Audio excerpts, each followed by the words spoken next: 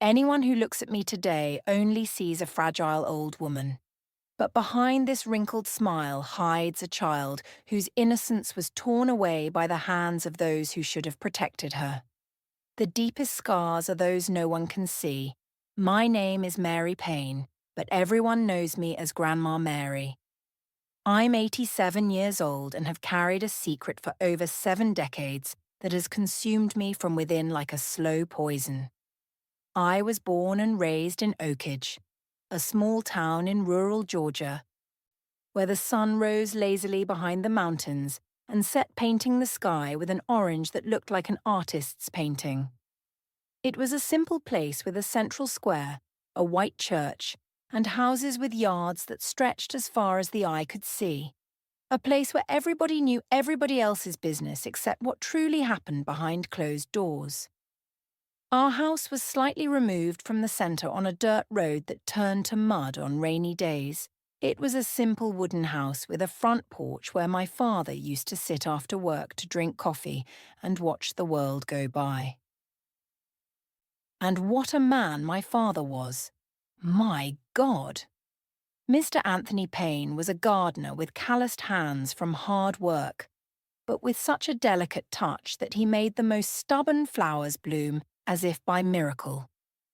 I would really like you to leave a comment saying where you're watching this video from. Knowing that there are people from so many different places listening to me gives me strength to continue this difficult story. If you can leave a like and subscribe to the channel too, that helps me a lot. It's like a virtual hug you're giving me. My father woke up with the chickens even before the sun appeared. He would wash his face in the aluminum basin in the yard, drink strong black coffee that he made himself so as not to wake my mother, and leave for work, whistling softly.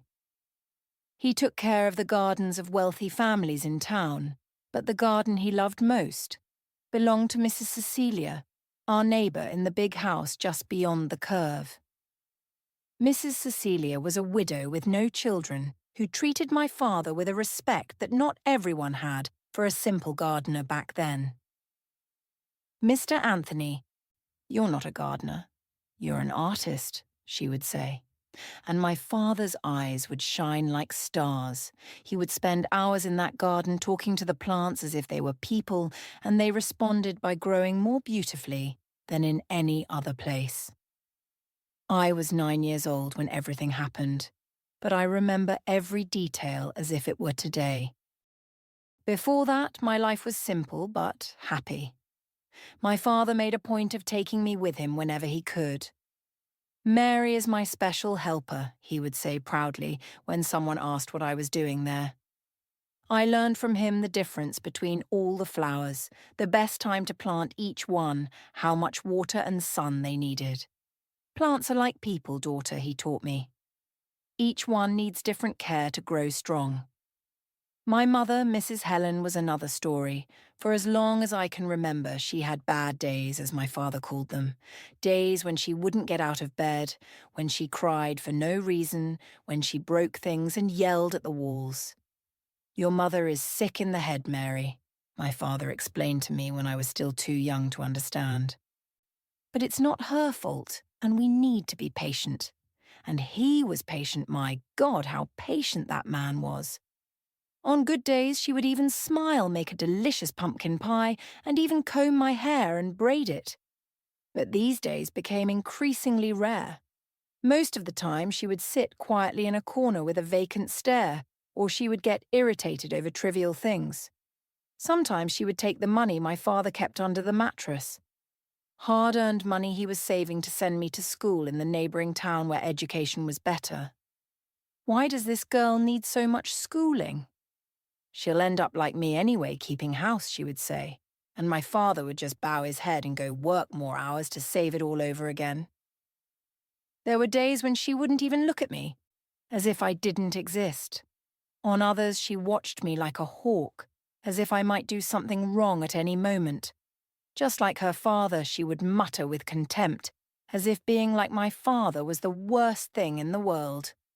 But my father, oh, my father was my hero, my safe harbour, my starry sky on dark nights. He carried me on his back when the path was too long for my little legs. He told me stories he made up on the spot before bedtime. He taught me to recognize birds by their songs. "One day you'll fly far away, my daughter," he would say, farther than I ever could.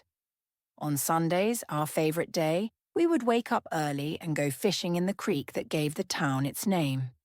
We would sit side by side on the bank with our feet dangling in the cool water, sharing a piece of buttered bread that he brought wrapped in a napkin. Those were the best moments of my life when the world seemed perfect, and I believed nothing bad could happen. My father had a special way of making the simplest things seem magical. When it rained heavily and I was afraid of thunder, he taught me to count the seconds between the lightning and the sound. Each second was 1 mile the storm was away from us, he explained, and that turned into a game that drove away the fear. When I fell and scraped my knee, he would blow on the wound 3 times and say his breath had special healing powers, and I swear the pain would go away immediately. "Mary," he always called me with such affection in his voice that still echoes in my ears today. "Promise your father you'll never lose that sparkle in your eyes, that way of seeing beauty in everything." And I promised without knowing how difficult that promise would be to keep. My father wasn't an educated man. He barely knew how to write his own name, but he had a wisdom that isn't learned from books. He knew the cycles of the moon, could tell when it was going to rain just by looking at the sky, understood the silent language of plants. "Everything in life has its time, daughter," he taught me. "There's no use trying to rush what needs to ripen slowly." I was an only child, the product of a marriage that, as I understood years later, was never truly happy. My mother married because she got pregnant. My father married out of responsibility. He tried. God knows how he tried to make it work. He brought her flowers, even knowing they would end up in the trash. He spoke to her with the patience of a saint, even when she treated him as if he were less than human. "Your father is a weakling," my mother would tell me when we were alone. "A man who didn't have the courage to leave this place to seek something better." I didn't understand how she could say that about someone who worked from sunrise to sunset to make sure we didn't lack for anything. At school, I didn't have many friends.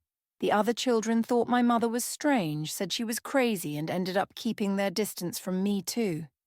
But my father never let me feel alone. "People fear what they don't understand, Mary," he explained to me once when I came home crying because no one wanted to play with me. "But one day, they'll see how special you are." He dried my tears with those calloused hands and took me to help in Mrs. Cecilia's garden, where I spent the afternoon learning to make rose cutings. Mrs. Cecilia also liked me very much. Whenever I went there with my father, she would offer me a glass of milk with cornstarch cookies that she made herself. She would sit with me on the porch and show me books with colourful pictures, teach me new words, tell me stories about when she was young and had travelled to places I didn't even know existed. "This girl has a special light, Mr. Anthony," she would say to my father, who would smile with that pride that only good parents feel. She noticed the problems we had at home. There were days when I arrived there with a bruise on my arm from when my mother grabbed me forcefully, or with dark circles under my eyes from not having slept well because she had spent the night having one of her attacks, screaming and breaking things. Mrs. Cecilia never asked directly, but her concerned eyes said it all. She began to invite me more often, to teach me to read and write better than at school, to show me that there was a world beyond our small life. And so were my first 9 years of life, a constant dance between the light my father brought and the shadow my mother cast. I learning to tread carefully, to read moods, to hide when necessary, and to keep the secrets of our house to myself, because what happened between those walls was our business. My father always said I didn't need the whole town to know that Thursday morning would be the last time I would see my father leave for work, whistling softly and promising to bring a surprise for me on his return. If I had known, I would have run to him, hugged him with all the strength my skinny little arms allowed, told him how much I loved him. But we never know when it's the last time, do we? Life doesn't warn us when it's about to snatch away what we hold most precious. That morning, the sky was bluer than usual.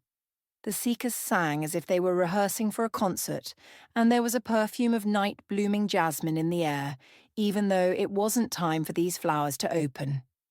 Details I only noticed afterward, as if nature was trying to warn me that something important was about to happen. My father left, as he did every day, but before going he stopped at the door, looked back and smiled at me in a different way, a smile that seemed to hold all the secrets of the world. "Take care of your mother, Mary," were his last words, "and never forget how much your father loves you." I waved carelessly, not knowing those words would be forever etched in my memory as a precious treasure that I would revisit in the darkest moments to come. Because on that same day, everything I knew as life would crumble like a sandcastle at high tide, and the monster that slept inside my mother would finally show its true face. It was on a Thursday in October 1945 that my world turned upside down. I remember the sun was almost setting, painting the sky orange when someone knocked on our door. I was in the kitchen trying to make cornmeal mush the way my father liked it. I wanted to surprise him when he came home from work. My mother was lying down. It had been one of her bad days. When I opened the door, I saw the face of Mr. Mark Juvenile, who worked with my father in the gardens of the big houses. Mr. Juvenile was never a man of many words, but that day he seemed to have swallowed his own tongue. He stood there, hat in hands, turning it between his fingers as if trying to bore a hole through it. "Something happened to your father, girl," he finally said, his voice breaking. At first, I didn't understand properly. I thought my father had tripped, hurt his leg, something like that. But when I saw Mr. Juvenile's teary eyes, I realized it was more serious. His heart stopped, Mary. It was very quick. He didn't suffer. The doctor said it was a massive heart attack. The words entered my ears but made no sense in my head. How could my father be dead? My father, who that very morning had given me a kiss on the forehead and promised to bring a surprise. I felt my legs weaken. The floor seemed to have disappeared beneath my feet. I called for my mother, but she didn't answer. I had to go to the bedroom to pull her out of bed. "Mum, Mr. Juvenile is here. It's about Dad." She opened her eyes, irritated at being awakened, and went to the living room, dragging her feet, tying her faded robe around her waist. When Mr. Racab, Juvenile, told her what had happened, I thought my mother would collapse, that she would scream, cry, despair. But she stood still, looking at him with an expression I couldn't decipher. It wasn't sadness. It wasn't shock.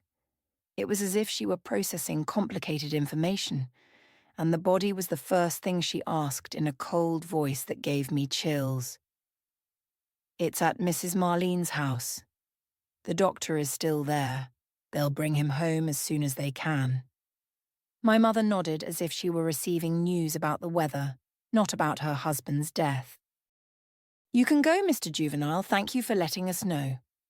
And she closed the door in his face. I stood in the middle of the living room, tears streaming down my face without me even noticing. My father was dead. My father, my hero, my protector, my best friend. How would I live without him? Who would take me fishing on Sundays? Who would teach me the names of plants? Who would defend me when my mother had her bad days? "Stop blubbering, girl," my mother said, looking at me with contempt. "You'll have to be strong now." "Your father isn't coming back." That night they brought my father's body to be waked at home, as was the custom at the time. They placed him in the living room in a simple coffin with a rosary in his crossed hands over his chest. He looked like he was sleeping, but his face no longer had that spark of life that had always enchanted me. It was pale, immobile, like a wax statue that only vaguely resembled my father. People from town began to arrive. Neighbours, acquaintances, even people I had never seen before. They brought coffee, bread, cornbread, sat, prayed, told stories about my father. Mr. Anthony was a good man, they said. Hard worker, honest, never refused to help anyone. Mrs. Cecilia was among the first to arrive. She hugged me tightly without saying anything, just holding me against her as I cried. That sincere embrace was the only comfort I received that night. Afterwards, she approached my mother, who was sitting in a corner strangely silent. "Helen," I heard Mrs. Cecilia say softly, "if you need anything, I'm here. Anything at all." My mother just nodded without raising her eyes. She seemed to be in another world, as if that wake had nothing to do with her. I spent the entire night sitting next to my father's coffin. I couldn't leave him. It was as if my presence could somehow bring him back. People tried to get me to leave, said I needed to rest, but I refused. It was my last night with my father, and I wasn't going to waste a single minute. From time to time, I would reach out and touch his hand. So cold, so different from those warm hands that had always given me security. I still couldn't believe it. How could someone so full of life simply depart like that without warning? The next day they took my father to the cemetery. He was buried in a simple corner under a dogwood tree that, ironically, was in full bloom at that time of year. My father would have found that beautiful. He who loved flowers so much. The priest said a few words. People threw flowers on the coffin and then they began to throw dirt on it. Each shovel full of earth that fell was like burying a piece of my heart along with it. When we returned home, the silence was deafening. The people had left, taking with them the murmur that somehow made that pain a little less lonely. Now it was just my mother and me in a void that seemed endless. 2 weeks passed in a state of torpor. I dragged myself around the house like a ghost with no desire to eat, to play, to live. My mother hardly spoke to me. She spent her days locked in her room or sitting in the rocking chair on the porch, staring at nothing with that same vacant look. The neighbours would bring food, ask if we needed anything, but they would soon leave, uncomfortable with the heavy atmosphere that had settled in our house. It was in the 3rd week after my father's death that everything began to change. I was in the yard looking at the plants that my father had cared for with such affection and that were now beginning to wither when my mother appeared at the door. She seemed different. There was a strange energy about her, a gleam in her eyes that I had never seen before. "Come here." "Mary," she called me with a voice that tried to be sweet but sounded false to my ears. I obeyed with that tightness in my chest that I always felt when she used that tone. When I entered the living room, I saw that she had packed all my father's things in a large box, his clothes, his few belongings, even the hat he wore to work. "What are you doing?" I asked, feeling a fear growing inside me. "Cleaning up the house.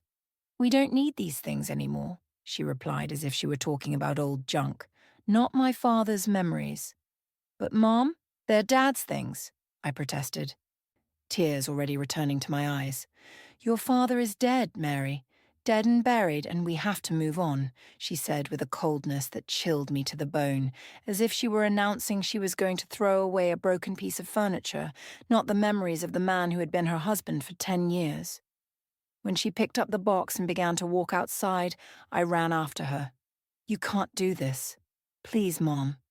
At least let me keep some of his things." That's when she turned around and I saw something in her eyes that I had never seen before, a deep, visceral hatred.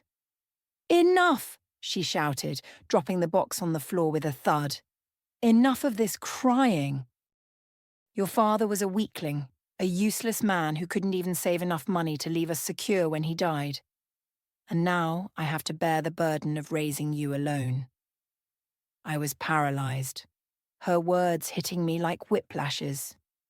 How could she speak that way about my father, about the man who had worked until the last day of his life to give us the best he could? You can't talk about him like that, I whispered, my voice trembling with anger and pain.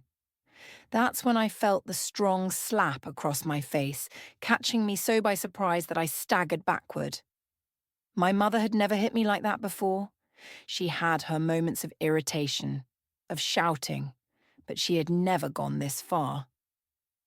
Don't tell me what I can or cannot do, you ungrateful girl, she vociferated, her eyes bloodshot, her breathing heavy. Now I'm the one who gives the orders in this house, and you're going to learn to respect me. That night, I locked myself in my room and cried until I had no more tears. I cried for my father, for his absence that hurt like an open wound. I cried for the mother I never really had, for the family that was now shattered forever. And I cried for myself, for the 9-year-old girl who suddenly found herself so alone in the world. In the days that followed, it was as if a monster had taken over my mother. The woman who had previously alternated between good and bad days now seemed to have only terrible days. The shouting became constant, the slaps frequent for anything. If I took too long to do a chore, if the food wasn't the way she wanted, if I mentioned my father's name, "Your father isn't here anymore to spoil you," she would scream, shaking me by the shoulders with such force that my teeth would chatter. Now you're going to learn to live in the real world. One night she came home smelling of alcohol. I had never seen my mother drink before. My father didn't allow alcohol in the house. She was staggering, saying things that made no sense, laughing to herself. When she saw me sitting at the table trying to do my homework, she came up to me with unsteady steps. "Look at you," she said, grabbing my chin forcefully, forcing me to look at her. His face exactly, the same eyes, the same way. "You think I don't know he loved you more than me? That he preferred to work his liver out to give you schooling instead of giving me a better life?" I tried to break free, but she only tightened her grip. I was beautiful, you know. I could have married anyone, could have left this town, but I got stuck here with a man who could barely write his own name and a daughter who only gave me trouble. Her anger was like a poison that spread through the air, suffocating me. I managed to break free and ran to my room, locking the door. I heard when she came after me, pounding on the wood with such force that I thought she would break it down. "Open this door, you ungrateful girl. Open it, or you'll regret it." I curled up on the bed, my heart beating so hard it felt like it would jump out of my chest. After what seemed like an eternity, the shouting stopped. I heard her footsteps moving away, stumbling down the hallway, then the thud of her body falling on her bed. Only then did I breathe deeply, silent tears wetting my pillow. That night, as I looked out the window of my room at the starry sky, I prayed for the first time since my father's death. I prayed for strength, for protection, for a miracle that would take me out of that nightmare. What I didn't know was that things could still get much worse. And they did. My mother started locking me in the house when she went out. She said it was so I wouldn't run away, wouldn't do anything stupid. But I think deep down it was so no one would see the marks she left on me, the bruises on my arms from being shaken so much, the split lip from the times when she completely lost control. I stopped going to school. She told people I was sick, that I needed care at home. In reality, she didn't want me to tell anyone what was happening between those walls. "No one will believe you," she threatened me. "They'll say you're a lying, ungrateful girl who wants to harm her own mother," and I believed her. After all, who would listen to a child against an adult's word, especially in a time and place where hitting a child was considered normal, part of raising them? And so I withdrew, shrank, tried to become invisible so as not to provoke her anger. At night, when she finally fell asleep, usually after drinking until she passed out, I would sneak out of my room and go to the kitchen, open the drawer where my father kept his few personal things. Things I managed to hide before my mother threw them away. A small pocket knife he used to cut strings in the garden, a handkerchief that still had his smell, a yellowed photo, the only one we had taken on the day of my baptism. I would hold these objects against my chest as if I could absorb some of his strength, as if I could feel his presence protecting me. And then I would return to my room, hiding them under the mattress before my mother could discover them. It was on one of those nights, almost 6 months after my father's death, that I began to plan my escape. I realized I couldn't continue living like that. Each day was worse than the previous one. My mother was sinking deeper into alcohol and drugs that a strange man had started bringing to her. There were days when she wouldn't get out of bed, trembling, sweating, yelling at people who weren't there. On others, she had a frantic energy, talked non-stop, made crazy plans, said she would get us out of there, that she would go to the capital, that she would be rich. And on all these days, I bore the brunt. I was the punching bag, the escape valve for all the anger, all the frustration, all the madness that consumed her. I no longer remembered how to smile, how to feel joy. My body was covered with marks, my heart with even deeper scars. I began to save food, a piece of bread here, a piece of fruit there. I gathered the few clothes that still fit me. I took the money I found hidden in a cookie tin, in the kitchen. Money my mother probably kept to buy more alcohol or drugs. It wasn't much, but maybe it would be enough to take me to the neighbouring town where an aunt I barely knew, my father's sister, lived. I planned everything for a Sunday, a day when my mother usually drank more and slept more heavily. I would wait for her to fall asleep, take my things, and leave through my bedroom window that faced the backyard. From there, I would follow the path my father had shown me once through Mr. Gerald's pasture until I reached the main road. With luck, I would get a ride with someone who was going to the neighbouring town.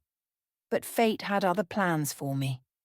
On the eve of the day I had planned to escape, my mother came home earlier than usual, and she wasn't alone. She brought with her a man I had never seen before. Tall, thin, with a look that gave me chills as soon as it rested on me. "This is my daughter," she said, introducing me as if I were an object. "Mary, say hello to Mr. Walker. He's going to stay with us for a while." I swallowed hard, feeling a lump in my throat. There was something predatory in the way that man looked at me, how his tongue passed over his lips as he measured me from head to toe. "Please," I murmured, lowering my eyes to the floor. "The pleasure is all mine, Mary," he replied in a voice that sounded like the slithering of a snake. "Your mother has told me a lot about you."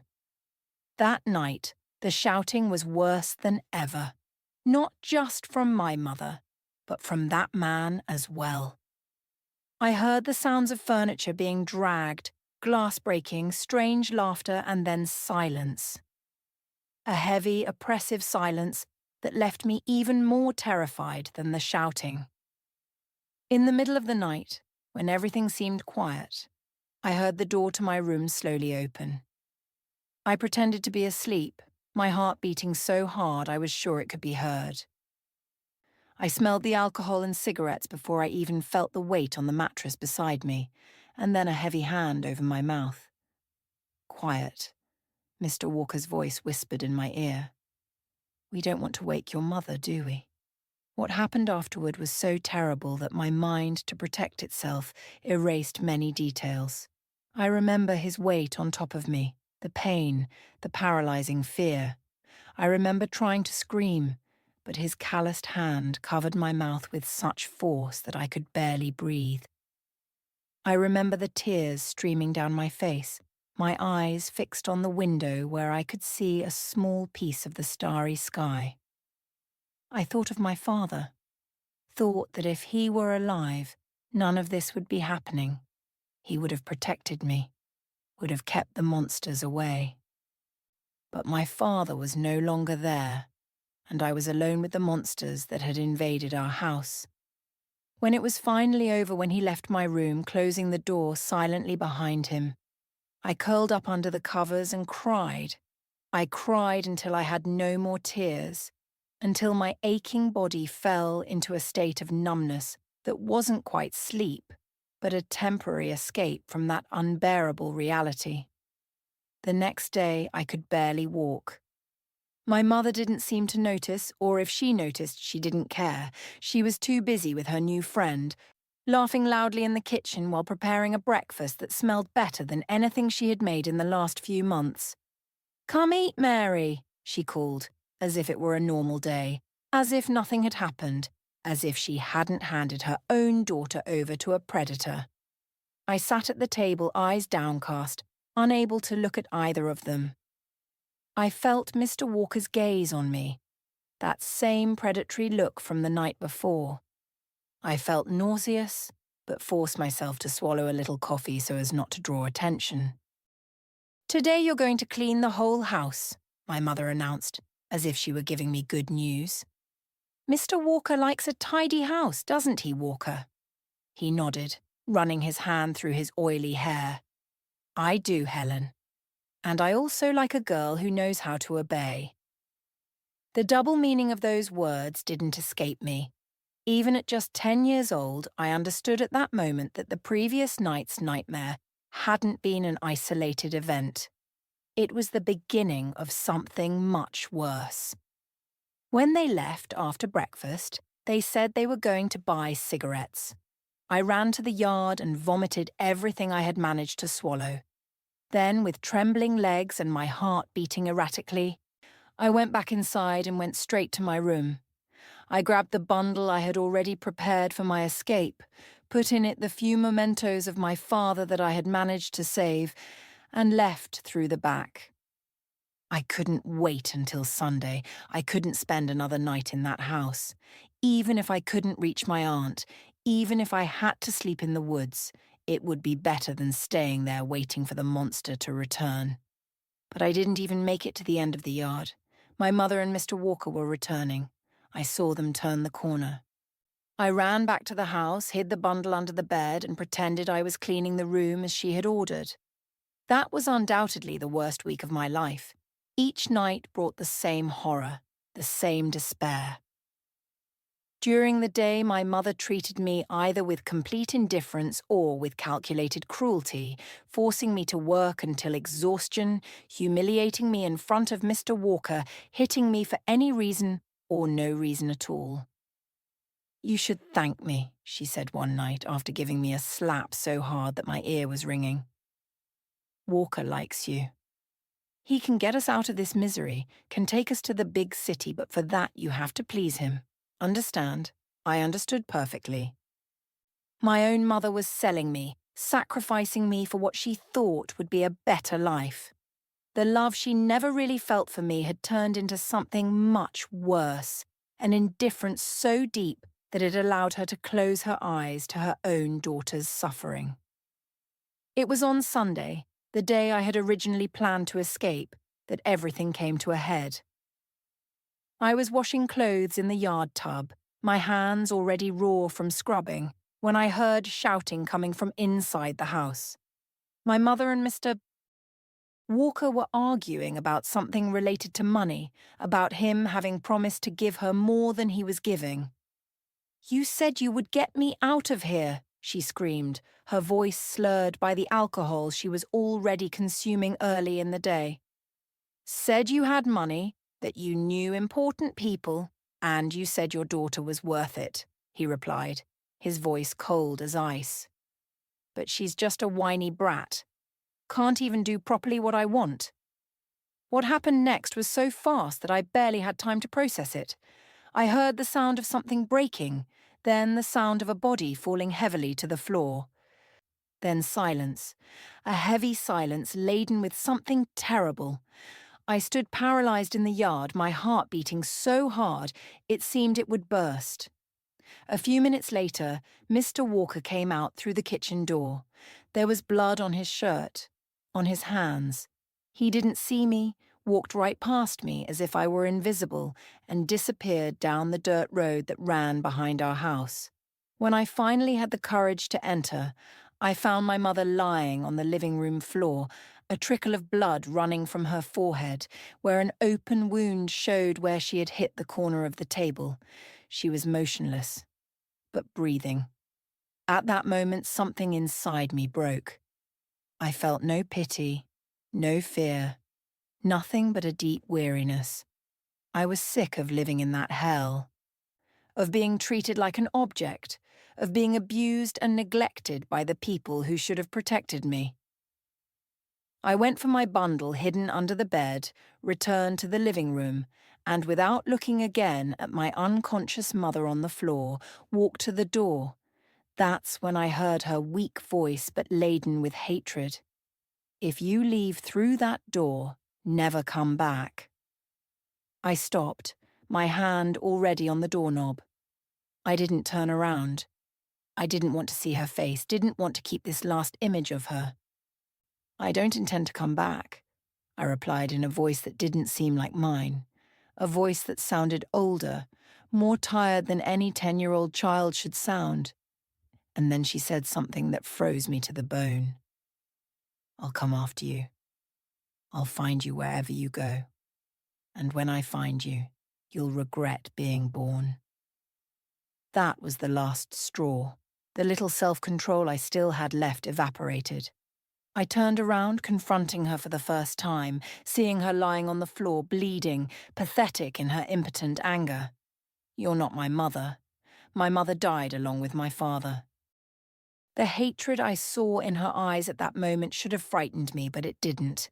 It was as if I had grown 10 years in those last 6 months, as if I had seen so much horror that nothing else could affect me. I left through the door and began to run. I ran like I had never run before, without looking back, without thinking about anything except putting as much distance as possible between me and that house that had turned into my personal hell. I don't know how long I ran or exactly where I was going. I only know that at some point, exhausted, with my feet bleeding inside my old shoes, I reached Mrs. Cecilia's house. I hadn't planned to go there. My feet seemed to have decided on their own.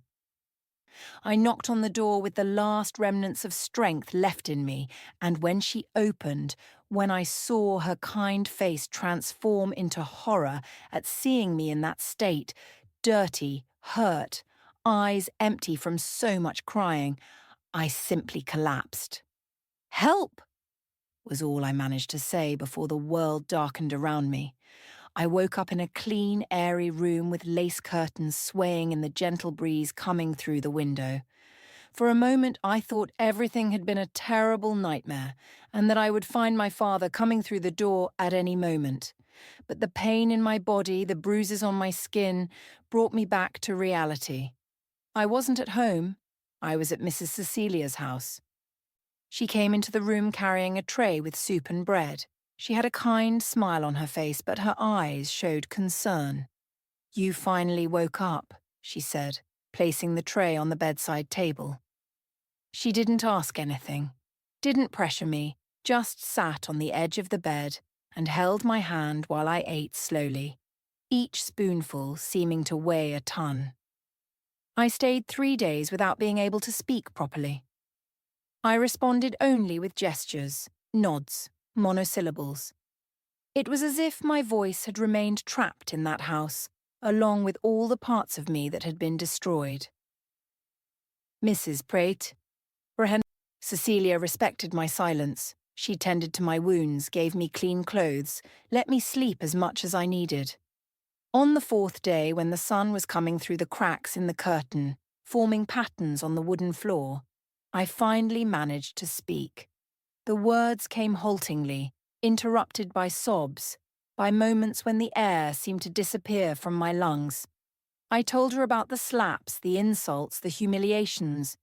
I told her about the man, about what he did to me on those dark nights. I told her about my mother's indifference, about how she knew and allowed it, as if I were nothing more than a bargaining chip. Mrs. Cecilia listened without interrupting. I saw the silent tears rolling down her wrinkled face. I saw how her hands clutched the rosary she always carried with her. When I finished, exhausted, she hugged me in a way I hadn't been hugged in months, with affection, with respect, with genuine protection. "You'll never go back to that house, Mary," she promised, her voice firm despite the tears. "Never again." That same day, Mrs. Cecilia called the police. The sheriff came to the house, a middle-aged man with a thick mustache and serious eyes. I had to tell everything again, every painful detail, while he took notes in a worn notebook. I saw his face harden when I talked about Mr. Walker. I saw the compassion in his eyes when I spoke of the nights my mother locked me in the room without food, as punishment for anything. "We're going to go get your mother and this man," he assured me, adjusting his hat on his head before leaving. "No child deserves to go through what you went through, girl." 2 hours later, we learned they had found my mother, but not Mr. Walker. He had disappeared, probably fled to another town as soon as he realized what he had done.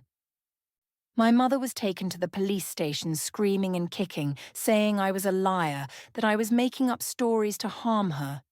But the bruises on my body told a different story. And when the town doctor examined me and confirmed the abuse, there was no more denying it. My mother was arrested, charged with neglect, mistreatment, and complicity in the abuse I suffered. I later learned that she was sent to a mental hospital in Atlanta where she was diagnosed with several mental illnesses.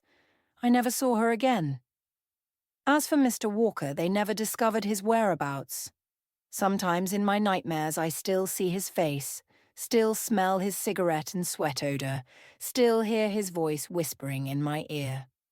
But with time, I learned to wake up from these nightmares and remember that I was safe, that he could never reach me again. Mrs. Cecilia became my legal guardian. It wasn't easy. At that time, a single woman adopting a child was almost unheard of, especially in a small town like Oakage. But she was respected in the community, had money and influence, and most importantly, wanted to give me a home. She fought for me like no one had ever fought before. The adaptation was slow and painful. I had nightmares almost every night, would wake up screaming, cold, sweating, thinking I was back in that house, that my mother was hitting me, that Mr. Walker was coming into my room. Mrs. Cecilia never lost patience. She would sit beside me, hold my hand until I calmed down, tell me happy stories until I could sleep again.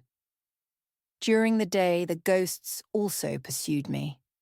I was afraid to go out, afraid that people would know what had happened to me, that they would judge me, that they would whisper behind my back.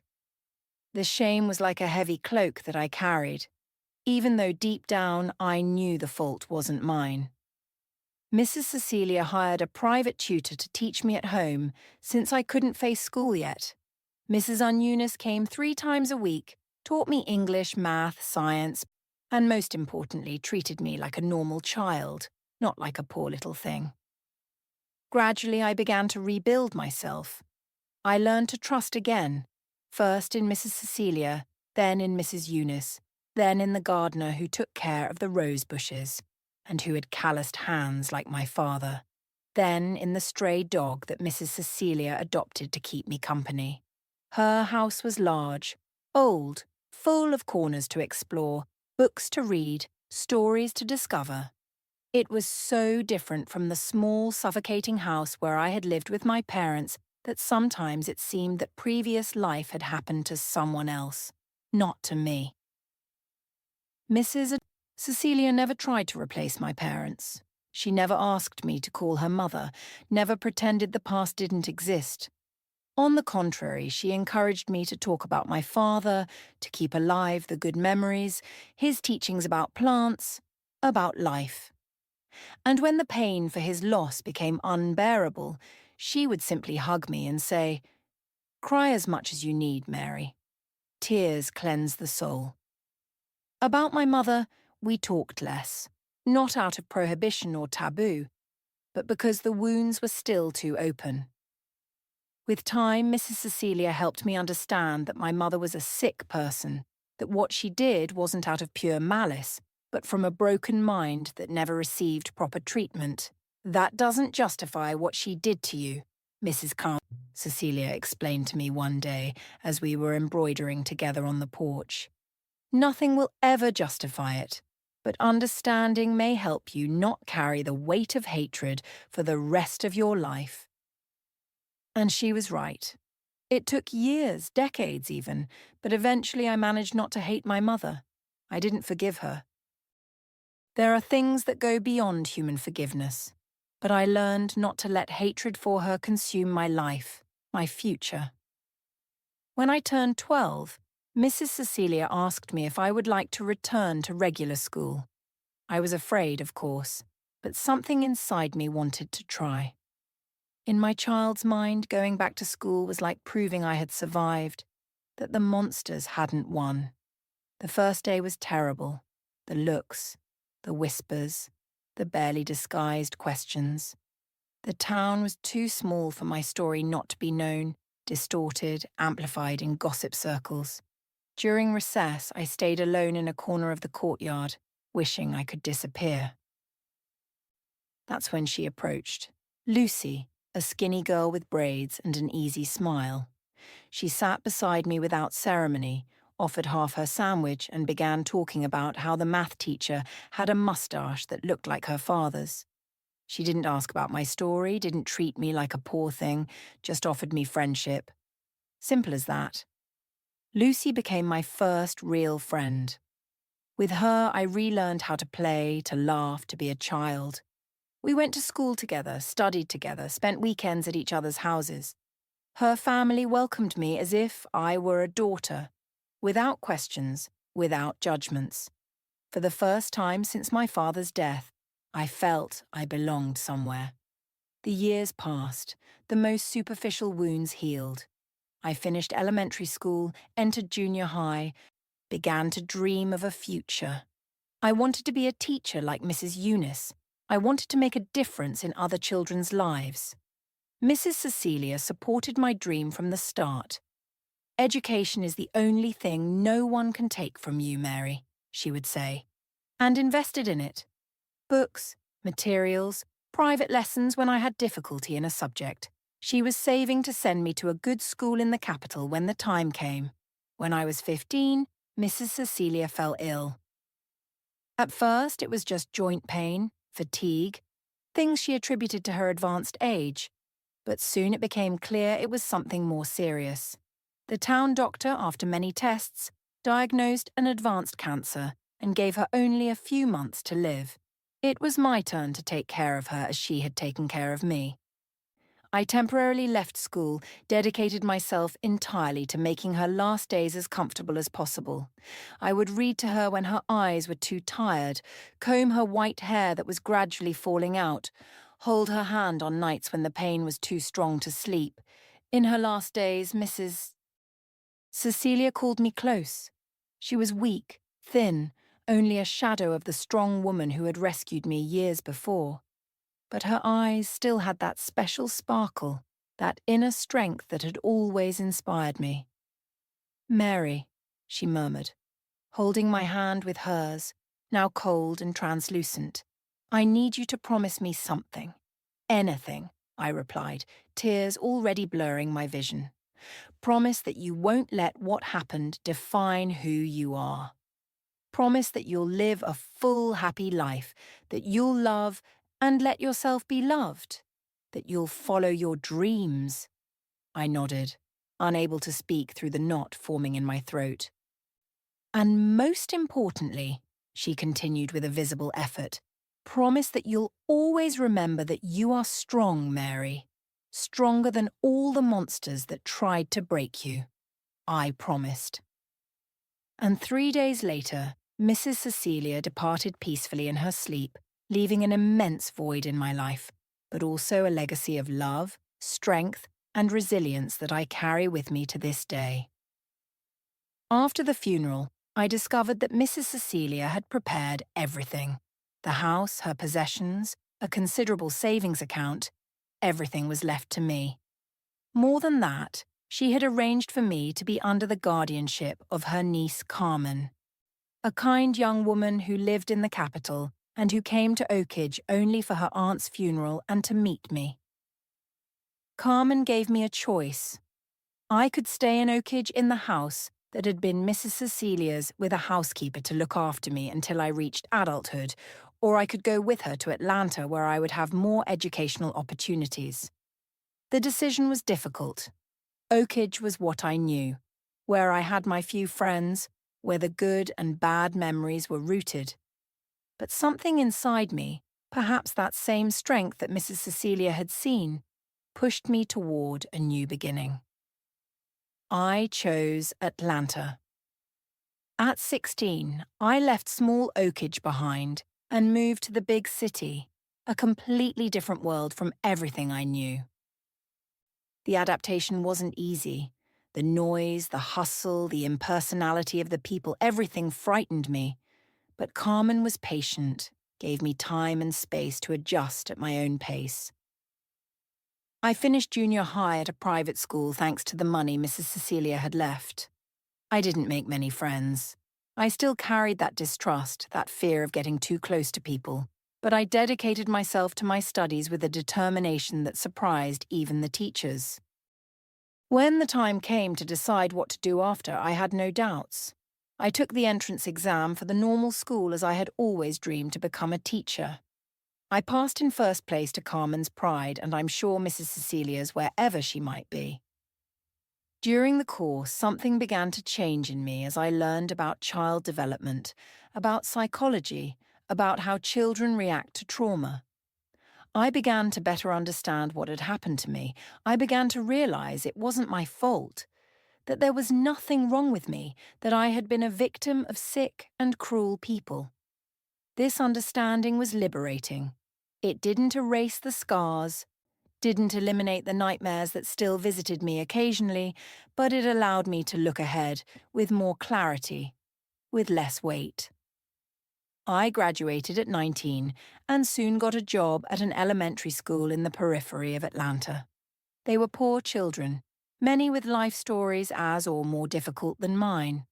I saw myself reflected in the frightened looks of some, in the aggressive behaviors of others, in the silent sadness of the quietest ones.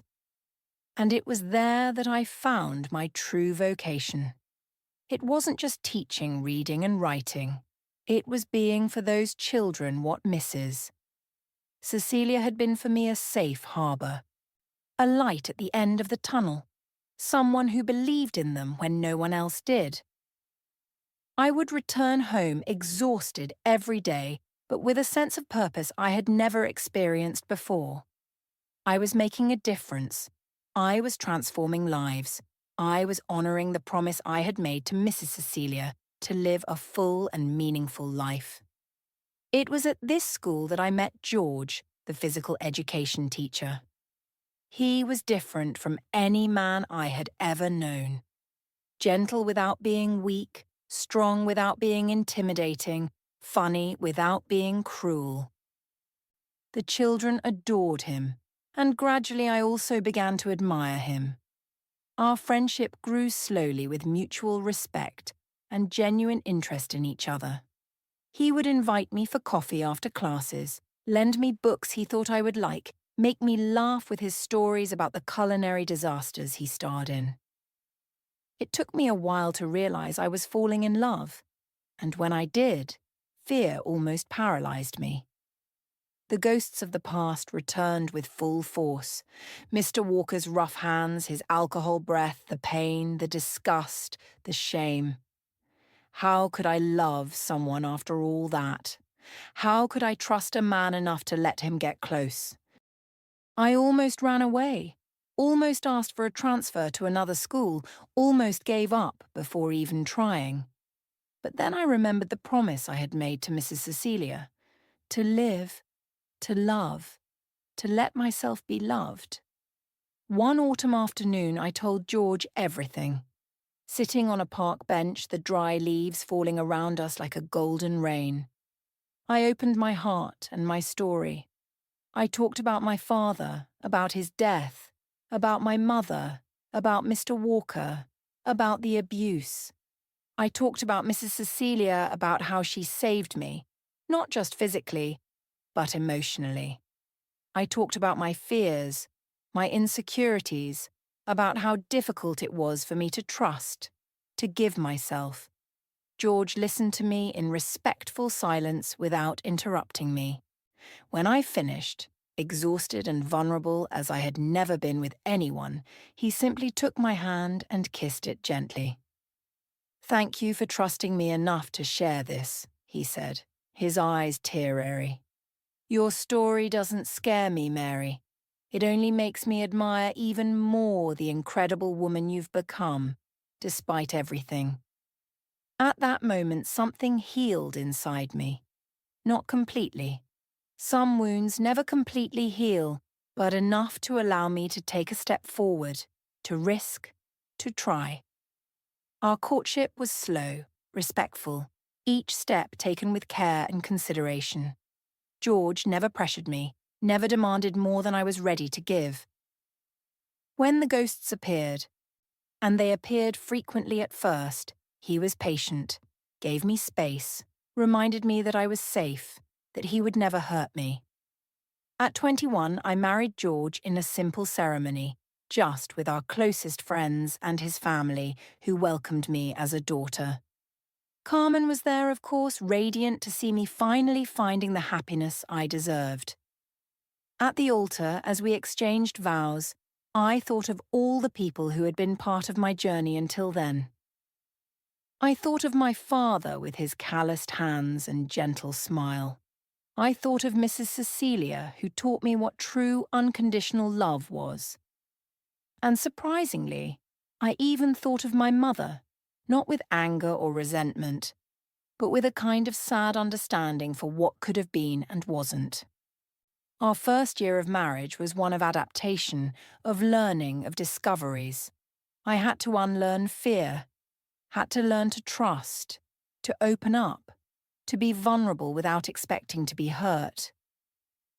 George was my partner in this process, patient and loving, showing me every day that not all men were like Mr. Walker, that there could be beauty and joy and intimacy. At 23, against all odds and fears, I had our first child, Cecilia, in homage to the woman who saved my life. Holding that little being in my arms, feeling her warmth, seeing her perfect little face, was like a circle closing. There I was, who had suffered so much at the hands of those who should have protected me, now with the sacred responsibility of protecting another life. I swore at that moment that my daughter would never know the kind of pain I knew, that she would grow up surrounded by love, by safety, by joy, that she would know her value, her strength, her importance in the world. 2 years later came Anthony, our second child, named in homage to my father, and our family was complete. George was the father I had dreamed of for my children. Present, affectionate, firm when necessary, but never cruel, never abusive. Life wasn't always easy. We had financial difficulties, health problems, challenges like any family. But we faced everything together as partners, as friends, as lovers. And in each obstacle overcome, I felt my strength grow, my confidence solidify. I continued teaching, but I also went back to studying. I did a specialization in psychopedagogy, focusing especially on traumatized children. I wanted to give other children what Mrs. Cecilia had given me, a chance to start over, to heal, to grow beyond the scars. At 30, With George's support and using part of the inheritance that Mrs. Cecilia had left, I opened a small support centre for child abuse victims. It was a welcoming place where we offered not just therapy and school monitoring, but also love, understanding, hope. I called it Cecilia House, and in the entrance garden I planted the same roses that my father cared for with such affection. Each child who passed through those doors took a little of me, a little of my father, a little of Mrs. Cecilia. And each smile rebuilt, each nightmare overcome, each future rescued was a victory, not just for that child, but for me too. The years passed. The children grew up, followed their own paths. George and I grew old together, our love maturing like a good wine, gaining depth, complexity, richness. Cecilia House grew, expanded, became a reference in working with traumatized children. And here I am now at 87, looking back and seeing not just the pain, the suffering, the losses, but also the resilience, the love, the victories. I see a life that, despite having begun in the darkest shadows, found its way to the light. I no longer carry shame. I no longer carry guilt. I carry scars.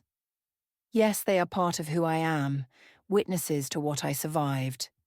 Medals from a war that almost destroyed me but didn't. I woke up in the soft bed of the guest room in Mrs. Cecilia's house, feeling a mixture of relief and dread. Relief for being away from that hell that my house had become. Dread because I knew my mother wouldn't give up so easily. She was like a wounded animal now, more dangerous than ever. Mrs. Cecilia entered the room bringing a tray with tea and cookies. I remember how the morning sun illuminated her white hair, giving her an almost angelic appearance. Her wrinkled hands trembled slightly as she placed the tray on the bedside table. "Mary, my dear, we need to talk," she said, sitting on the edge of the bed. And then, with a gentleness that I had rarely experienced in life, she explained that she had called the police, that she had told them about the abuse, that a doctor would come to examine me. Panic consumed me, not because I feared they wouldn't believe me, but because I knew what it meant to expose that story. Everyone in town would know. Everyone would look at me and see, not Mary, Mr. Anthony, the gardener's daughter, but the abused girl, the poor little thing, the victim. "I can't," I murmured, hugging my knees against my chest. "She'll come after me." "She won't." Mrs. Cecilia held my hands between hers.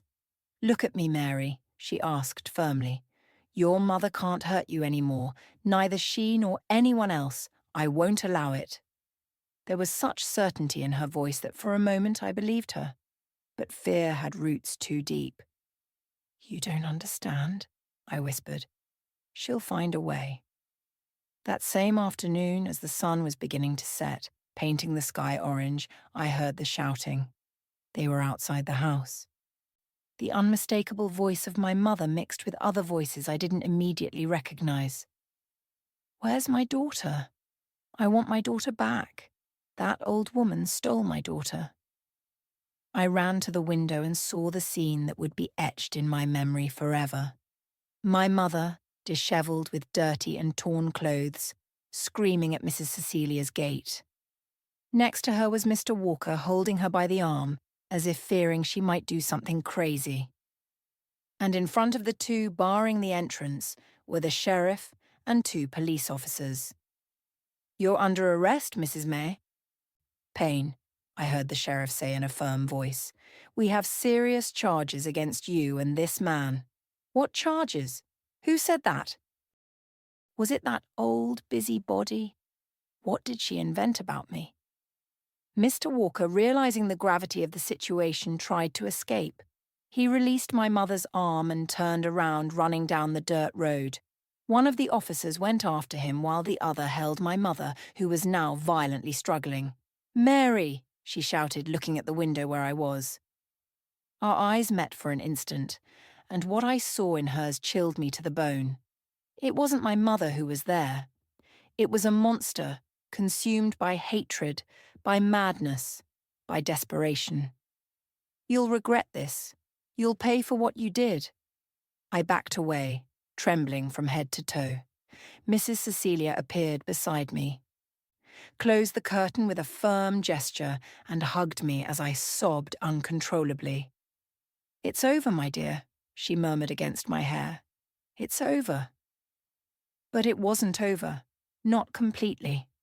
The days that followed were a whirlwind of depositions, medical exams, visits from social workers, conversations with the judge.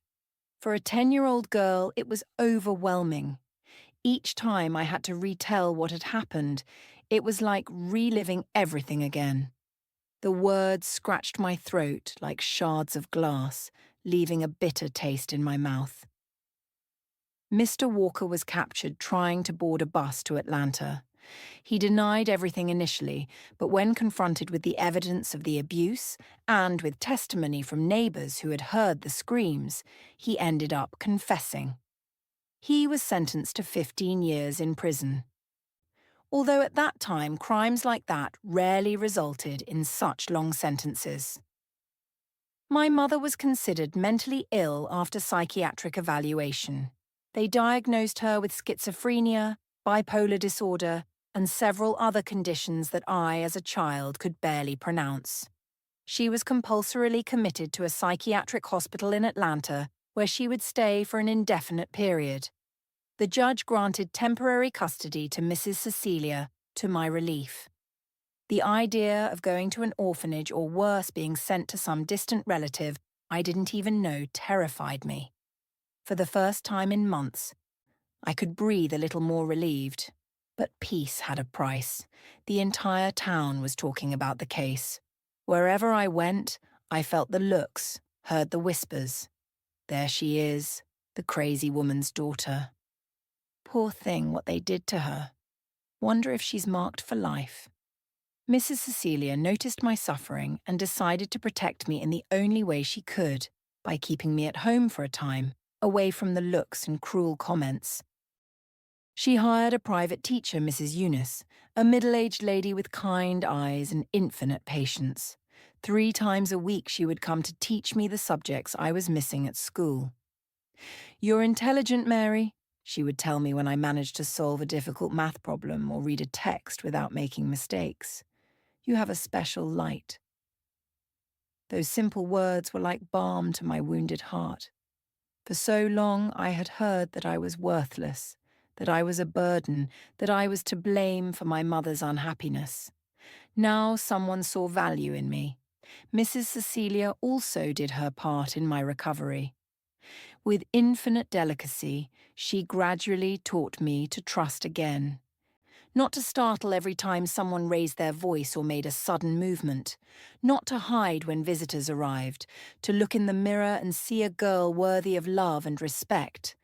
Not the receptacle of shame and guilt that my mother had made me believe I was. One of the best things she did was teach me to take care of the garden.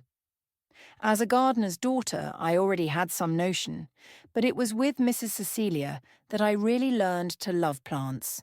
There was something deeply therapeutic about plunging my hands into the earth, seeing a seed I planted transform into a flower, caring for something fragile, and watching it grow strong. "Plants are like people, Mary," she would tell me, unknowingly repeating my father's words. "Each one needs different care. Some need more sun, others more shade. Some like a lot of water, others little. But all without exception need love and attention." Gradually, very slowly, I began to rebuild myself. The wounds didn't magically disappear. Some would never completely heal, but they began to scar over. The nightmares, which initially visited me every night, became less frequent. The constant fear, that feeling of always being on the edge of an abyss, began to give way to a healthy caution, a discernment that allowed me to differentiate real dangers from ghosts of the past. Almost a year after being taken in by Mrs. Cecilia, I received the news that would change the course of my life.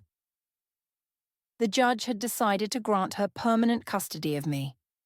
I no longer had to fear being sent away to an unknown place.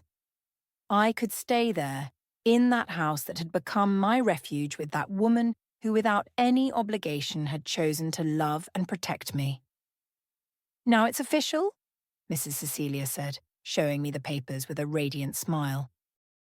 "You are my daughter before the law as you already were in my heart," I cried.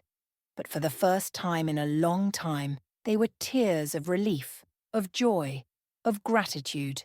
I hugged that frail lady who had become my safe harbour and promised myself that one day when I was an adult, I would do for other children what she was doing for me.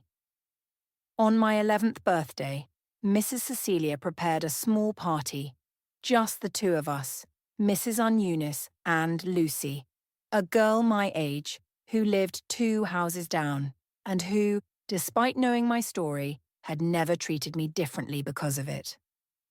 There was a chocolate cake, my favourite, colourful balloons, and even presents. Simple things but chosen with such care that they made me feel like the most special person in the world. It was on this day that I decided I wanted to go back to school. I was tired of hiding, of letting fear dictate my life.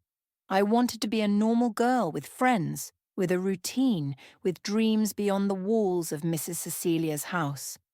"Are you sure, my dear?" she asked, concern evident in her kind eyes. "You know the comments might continue, that it might be difficult at first." "I am," I replied with a firmness that surprised us both. "I can't stay hidden forever. And besides," I added with a small smile, "I have you to come back to at the end of the day." My return to school was exactly as we expected. Difficult. The looks, the whispers, the indiscreet questions. It was all there. But there was also Lucy, who made a point of sitting next to me, including me in games, defending me when the comments became too cruel. And to my surprise, there were other classmates who, after the initial shock, began to treat me normally, as if I were just Mary, not the girl from the story. The teacher, a young, fit, newly graduated woman named Teresa, was also fundamental in this process. Without making a fuss, without treating me like a poor little thing, she simply ensured that I felt welcome and safe in the classroom. When she noticed the subject was getting too heavy for me, she would subtly redirect the conversation. When she perceived I was having a particularly difficult day, she would find an excuse to have me help her with some task, giving me a purpose, a distraction. The years passed, and with them, the more superficial wounds healed. I completed elementary school, entered junior high, began to dream of a future. I wanted to be a teacher like Mrs. Barb, Aunt Eunice and Miss Teresa. I wanted to make a difference in other children's lives. Mrs. Cecilia supported my dream from the start. "Education is the only thing no one can take from you, Mary," she would say, and she saved to send me to a good school in the capital when the time came. When I was 15, Mrs. Cecilia fell ill. At first, it was just joint pain, fatigue, things she attributed to her advanced age, but soon it became clear it was something more serious. The town doctor, after many tests, diagnosed an advanced cancer. He gave her only a few months to live. It was my turn to take care of her as she had taken care of me. I temporarily left school, dedicated myself entirely to making her last days as comfortable as possible. I would read to her when her eyes were too tired, comb her white hair that was gradually falling out, hold her hand on nights when the pain was too strong to sleep. In her last days, with a weak voice but eyes still full of that special light, Mrs. Cecilia made me promise not to let the past define my future, that I would live fully, that I would seek the happiness I deserved. 2 months before my 16th birthday, she passed away peacefully in her sleep. The void she left was immense, a pain different from any I had ever felt. It wasn't the acute violent pain of the abuse nor the suffocating despair of losing my father. It was a deep sadness mixed with gratitude, with love, with the certainty that I had been blessed to have had that extraordinary woman in my life, even if for a short time.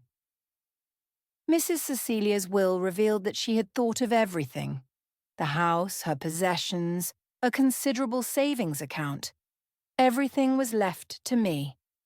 More than that, she had arranged for me to be under the guardianship of her niece, Carmen, a kind young woman who lived in Atlanta and who came to Oakridge only for her aunt's funeral and to meet me.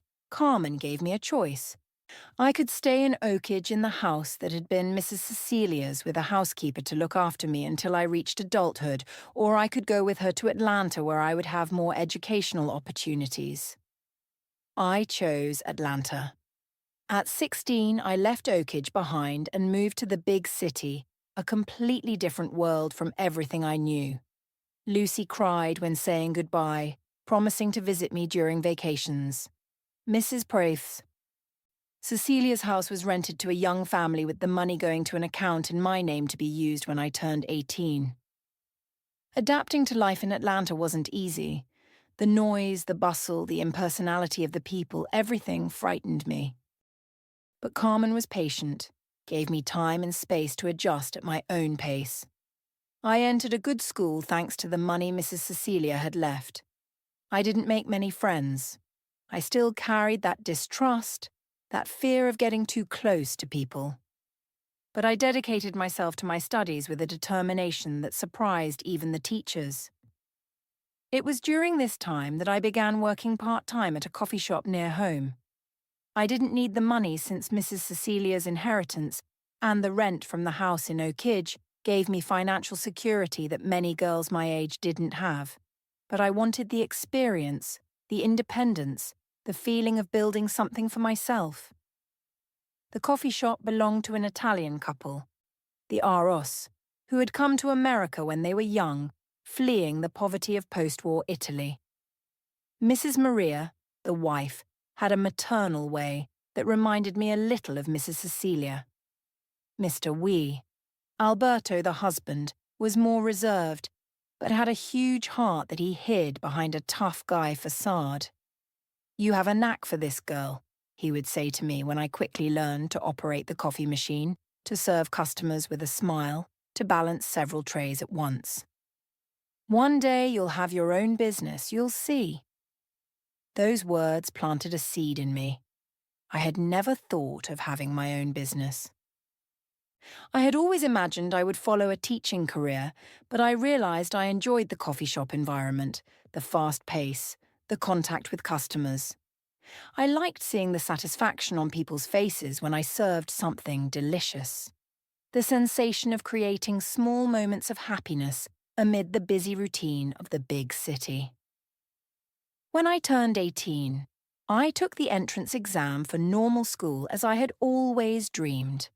I passed in first place to Carmen's pride, and I'm sure Mrs. Cecilia's wherever she might be. But I decided to also take a technical course in business administration at night. I wanted to be prepared for any path life presented me. For the next 4 years, I divided my time between studies and work at the coffee shop, which was no longer part-time, but full-time.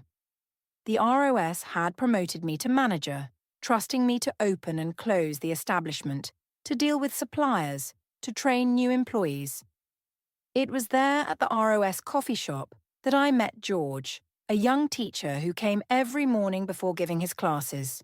He always ordered the same thing: black coffee, no sugar, and a cheese bread.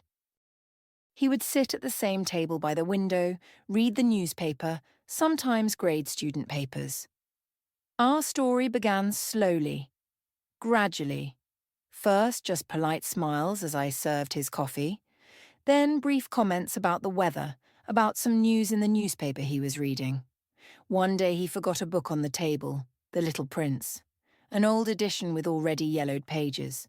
I kept it to return the next day. "It's my favourite book," he said when I handed it to him, a smile lighting up his face in a way that made my heart skip a beat. What would become of him always being in danger of being forgotten by a rose? One must be tamed, I replied without thinking, quoting another passage from the book. His eyes widened in surprise and pleasure. You've read it many times. 2. It's my favourite. It was the beginning of many conversations about books, about movies, about dreams and fears. George was different from any man I had ever known. Gentle without being weak, strong without being intimidating, funny without being cruel. Gradually, without me noticing, the walls I had built around my heart began to show small cracks. It took me a while to realize I was falling in love, and when I did, fear almost paralyzed me. The ghosts of the past returned with full force. Mr. Walker's rough hands, his alcohol breath, the pain, the disgust, the shame. How could I love someone after all that? How could I trust a man enough to let him get close? The first time George invited me out, a simple invitation to see a play, I almost refused. But then I remembered the promise I had made to Mrs. Cecilia to live, to love, to let myself be loved. Our courtship was slow, respectful, each step taken with care and consideration. George never pressured me, never demanded more than I was ready to give. When the ghosts appeared, and they appeared frequently at first, he was patient, gave me space, reminded me that I was safe, that he would never hurt me. At 21, I married George in a simple ceremony just with our closest friends and his family who welcomed me as a daughter. Carmen was there, of course, radiant to see me finally finding the happiness I deserved. At the altar, as we exchanged vows, I thought of all the people who had been part of my journey until then. I thought of my father with his calloused hands and gentle smile. I thought of Mrs. Cecilia, who taught me what true, unconditional love was. Unsurprisingly, I even thought of my mother, not with anger or resentment, but with a kind of sad understanding for what could have been and wasn't. Our first year of marriage was one of adaptation, of learning, of discoveries. I had to unlearn fear, had to learn to trust, to open up, to be vulnerable without expecting to be hurt. George was my partner in this process, patient and loving, showing me every day that not all men were like Mr. Walker, that there could be beauty and joy in intimacy. At 23, against all odds and fears, I had our first child, Cecilia, in homage to the woman who saved my life, holding that little being in my arms, feeling her warmth. Seeing her perfect little face was like a circle closing. There I was, who had suffered so much at the hands of those who should have protected me now, with the sacred responsibility of protecting another life. I swore at that moment that my daughter would never know the kind of pain I knew, that she would grow up surrounded by love, by safety, by joy, that she would know her value, her strength, her importance in the world. 2 years later came Anthony, our second child, named in homage to my father. And our family was complete.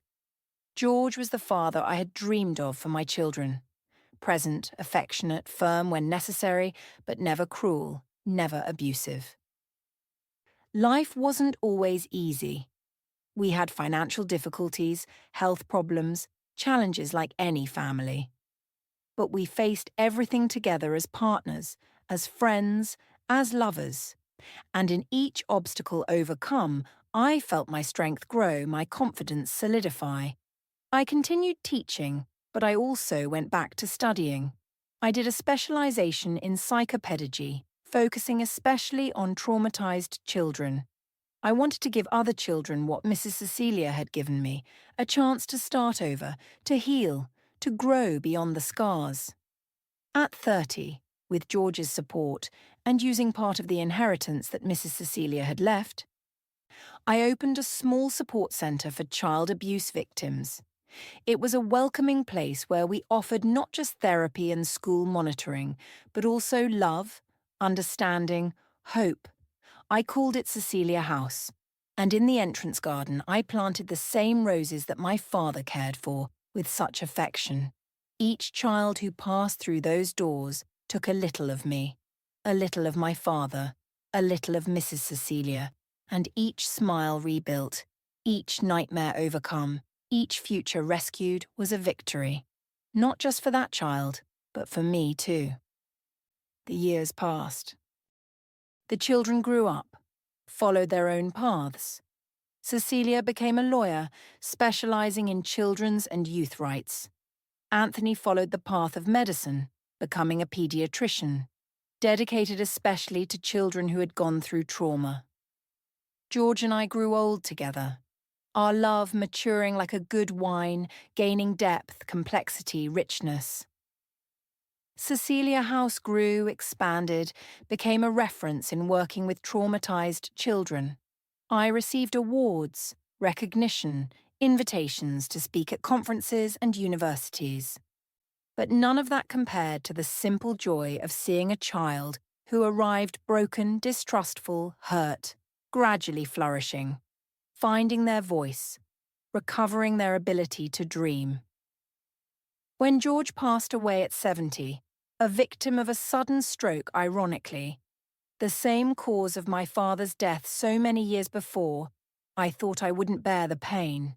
It was immense. The void left by his absence seemed impossible to fill.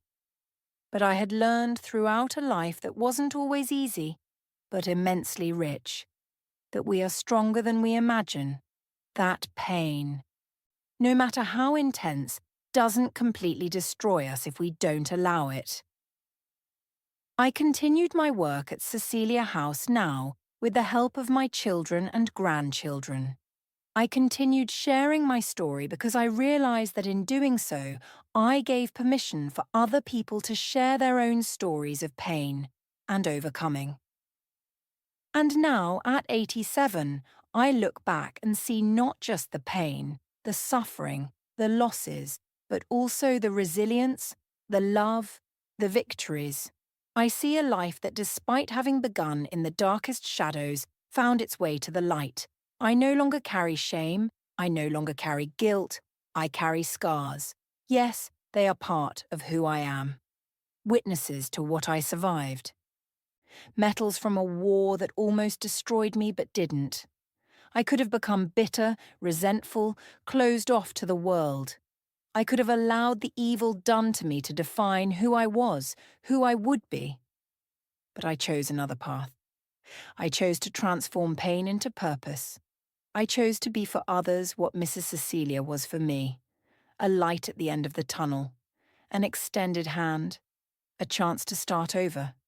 Today, when I look into the eyes of my grandchildren, when I see my great-grandchildren running through the garden of the house that George and I built with so much love, I feel a gratitude so deep that I can barely express it in words. Gratitude for having survived. Gratitude for having found people who helped me rebuild not just my life, but my ability to trust, to love, to dream. I still dream of my mother sometimes. Not the woman destroyed by mental illness and hatred who pursued me in those last months, but the woman she could have been if she had received help in time, if she had managed to overcome her own demons.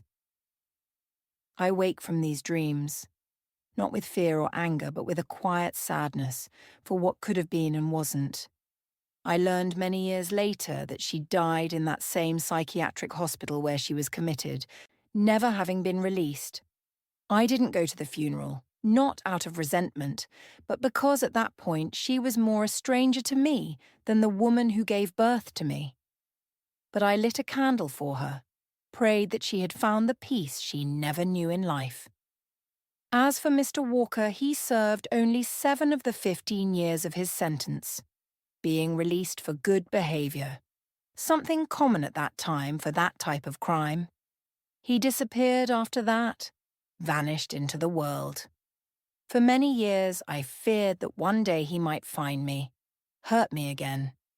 But with time, I realized that the real power he had over me wasn't in the possibility of physically finding me, but in the fear I nurtured. And when I let that fear go, it was as if he too had completely disappeared from my life. Funny how life comes full circle, isn't it? The frightened girl who once fled down those dirt roads, bleeding and crying without knowing where to go, is today a white-haired lady surrounded by love, respected in the community with a large and united family, with a legacy of hope and healing for the hundreds of children who have passed through Cecilia House over the decades. If I could say something to that frightened girl I once was, I would say that everything will be all right, that it will hurt, and a lot for a time that will seem endless, that the scars will never completely disappear, but that one day she will look back and see not just the pain, but also the strength, the resilience, the incredible capacity of the human being to rebuild even after the worst devastations. I would also tell her that she will find love, a true, respectful, gentle love, so different from the brutality she knew at the hands of those who should have protected her. That she will have children, and through them the chance to break the cycle of abuse, to create a new story for her family.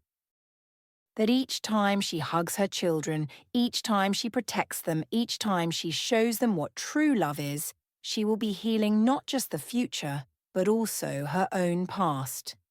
And perhaps most importantly, I would tell her that one day she will look in the mirror and no longer see a victim, a survivor, but simply a complete woman, valuable, worthy of love and respect. Not despite her story, but including every chapter of it. Scars that turned into wisdom. What I learned after so many years carrying this story, if there's one thing I've learned in my 87 years of life, it's that suffering alone teaches nothing. It's what we do with it that determines whether it will destroy us or strengthen us. It's the way we face it, how we process it, how we transform it that makes all the difference. For those watching this video and perhaps going through your own valley of shadows, I'd like to share some lessons that life has taught me. They aren't great revelations, they aren't magic formulas, they're just small truths that I've been collecting along the way, like someone picking wildflowers by the roadside. First lesson: time doesn't heal all wounds, but it teaches us to live with them. There are pains that never completely disappear. Traumas that stay with us in one form or another for the rest of our lives. But with time, we learn to carry these burdens differently. They become lighter, less invasive, less defining of who we are. Second lesson: forgiving doesn't mean forgetting or justifying. For a long time, I thought that forgiving my mother or Mr. Walker would somehow diminish the gravity of what they did, saying it was all right when it clearly wasn't. But with time, I understood that forgiveness wasn't for them. It was for me. It was letting go of the weight of hatred, anger, resentment that I carried. Not because they deserved it, but because I deserved peace. Third lesson: we are stronger than we imagine. When I look back and see everything I faced, everything I survived, sometimes I hardly believe that broken and frightened girl and I are the same person. We all have within us a strength that we only discover when we are pushed beyond our limits, when we have no choice but to move forward or completely give up. Fourth lesson: never underestimate the impact of an act of kindness. Mrs. Cecilia had no obligation to take me in, to fight for me, to give me a home and a chance to start over. She did this purely out of compassion, out of a sense of humanity that transcended any duty or responsibility. And this single act of kindness completely changed the course of my life. We never know how many lives we can touch, how many destinies we can alter with a simple gesture of genuine love. Fifth lesson: healing isn't a destination. It's a journey. There isn't a point where we can say, there, now I'm healed. Healing happens in layers, in cycles, in spirals that sometimes take us back to places we thought we had already overcome. And that's okay. Each turn of the spiral finds us a little stronger, a little wiser, a little kinder to ourselves. Sixth lesson. Our story doesn't define us, but it shapes us. For a long time, I tried to run from my past, to pretend that abused girl wasn't me, that that terrible story had happened to someone else. But eventually I understood that accepting my story didn't mean being defeated by it. It meant recognizing its influence on the person I became without allowing it to dictate who I could be. Seventh lesson. Family isn't just the one we're born into, but also the one we choose and that we build throughout life. My blood family failed me in the worst possible way.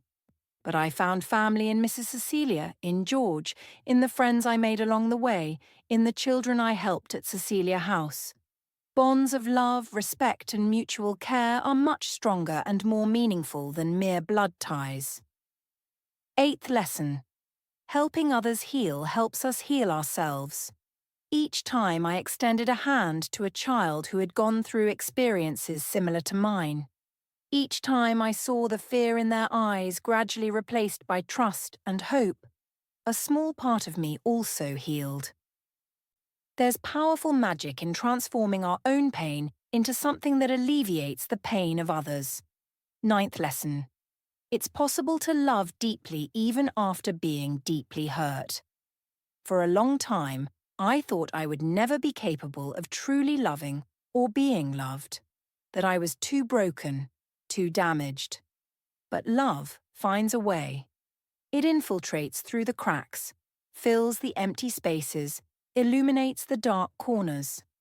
And when we finally allow ourselves to receive it, we discover that our scars don't make us less worthy of love. On the contrary, they are part of the map that brought us here. 10th and final lesson. It's never too late to start over. Each morning is a new opportunity. Each breath a new chance. As long as there's life, there's possibility for change, for growth, for transformation. At 10, I thought my life was over when my father died. At 20, when I started working at the coffee shop, I thought I had finally found my path. At 30, when I founded Cecilia House, I felt I was fulfilling my purpose. At 60, when I lost George, I thought I would never find joy again. And here I am at 87, still learning, still growing, still discovering new facets of myself in the world. If this story touched your heart, please leave your like and subscribe to the channel. It's very important for me to know that my words are reaching people, that my experience can somehow illuminate the path of someone who is now where I once was. And don't forget what I've learned after so many years carrying this story, knowing that we're not alone in our struggles, that others have walked through similar valleys and found their way back to the light, that our stories, no matter how painful, can serve as a beacon for someone lost in the darkness.